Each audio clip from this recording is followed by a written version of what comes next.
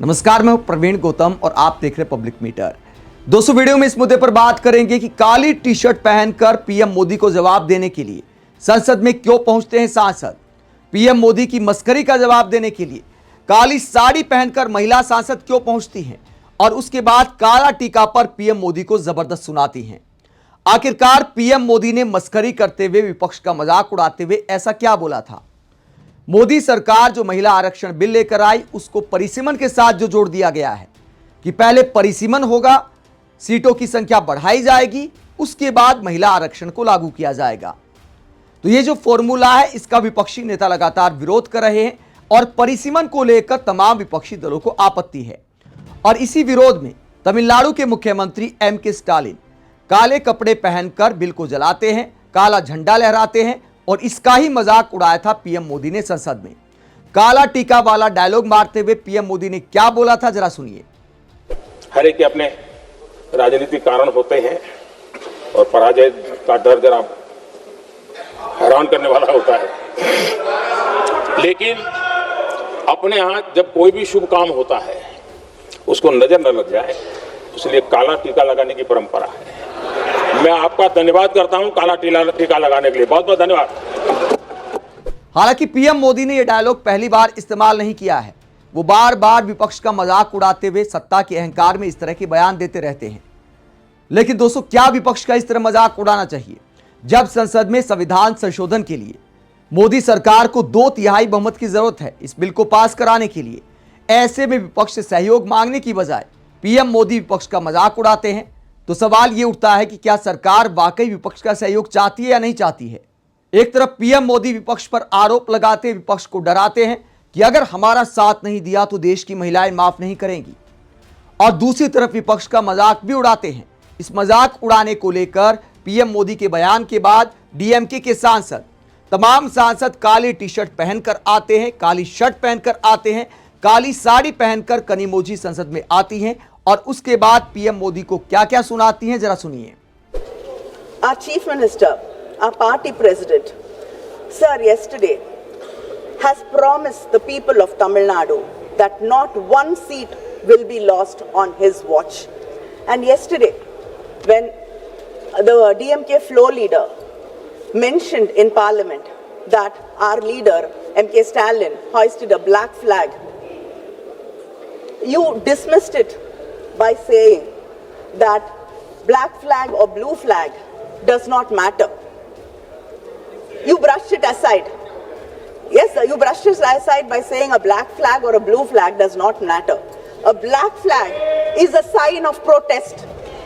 Yes. A sign to say we will stand up and fight and we shall not give up.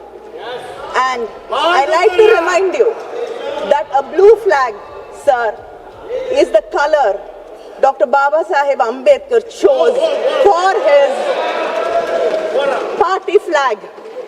It is the same blue color which you dismiss, that the man who taught us that we should educate, agitate and organize, the man who wrote the Constitution, chose for his flag this very Constitution you are trying to dilute and we here are trying to protect. And sir, and the Prime Minister yesterday, when he saw us in black, he said that he was reminded of a black dot or tika, yeah, and it is there to drive away evil forces, evil eye or evil forces or whatever. Yeah. Sir, I am surprised that people here who are there to protect Hindutva were not reminded of Kali, the goddess, the dark goddess who wears black. Yes. The feminine power, the woman, the goddess who is supposed to drive away ego, arrogance and ignorance. And the same black color we have chosen to protest is the color of Periyar. Our intellectual leader. He taught us self-respect. He taught us never to bow. He taught us fight till the end. And we will fight till the end. इसलिए काला टीका लगाने की परंपरा। PM Modi की भाषा पर आईना दिखाने के अलावा कनिमोझी लोकसभा सीटों की संख्या 850 करने के फॉर्मूले पर सवाल उठाती है और ये सवाल करती है कि क्या तमिलनाडु जैसे राज्य को इस बात की सजा मिल रही है कि हमने पॉपुलेशन कम करने पर काम किया, हमने शिक्षा में अच्छा काम किया। तमिलनाडु और यूपी की तुलना करते हुए कनिमोझी क्या बोलती है, जरा सुनिए। Why do we have to increase the seats now to 850? On what basis? The statement of the objective says that there is a change in demographic profile. Yet you are using a 15-year-old 2011 census data to conduct delimitation. You are contradicting yourselves. And 850 seats, most of the MPs, after making the seats 850, might not even get a chance to speak in this parliament for 5 years. Sir, I want to tell this house about a family in Tamil Nadu, a mother and a father, first generation literates. They had only 2 children, not 5, not 6, because they believed in family planning, because the government told them that was the right thing for the country, because they wanted their children to have a better life. That is the story of Tamil Nadu and the South Indian states. Today, Tamil Nadu's total fertility rate is 1.6, lower than France, lower than Australia, lower than United States, your friends. We have completed what the demographers call a demographic transition. Our population is stable. Our women are educated. By every measure of human development, Tamil Nadu is a success story the country has to be proud of. But what does this government say to that family in Tamil Nadu? It says, sorry, you made a wrong choice. You made a mistake by listening to us. You made a mistake by listening to this, because you cared about this country, because you put the country first. You have to suffer. We are going to reduce your representation. Uttar Pradesh's population has grown by 120% since 1971.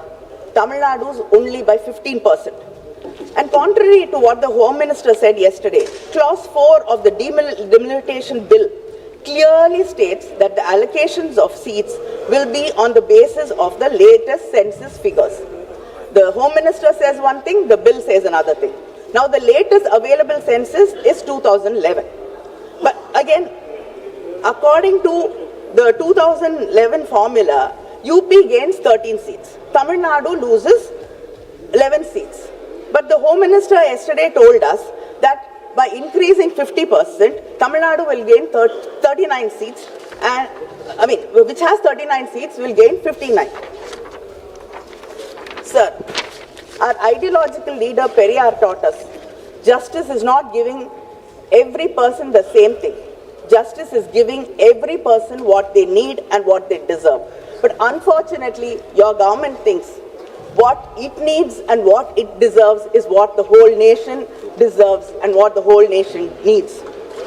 तो DMK सांसद कनिमोझी ने महिला आरक्षण bill को लेकर, परिसीमन को लेकर और पीएम मोदी की विपक्ष का मजाक उड़ाने को लेकर, डीएमके को टारगेट करने को लेकर आईना दिखाया है। आप इस पूरे मसले पर क्या सोचते हैं? कमेंट बॉक्स में अपनी राय जरूर दें कि क्या देश के प्रधानमंत्री को इस तरह की बचकाना बातें संसद में करनी चाहिए? क्या विपक्ष पर इस तरह की मस्करी करनी चाहिए? क्या देश में कभी किसी पूर्व प्रधानमंत्री ने ऐसा किया है, इतना मजाक विपक्ष का उड़ाया है? कमेंट बॉक्स में अपनी राय जरूर दें, साथ ही चैनल को सब्सक्राइब भी करें। नमस्कार।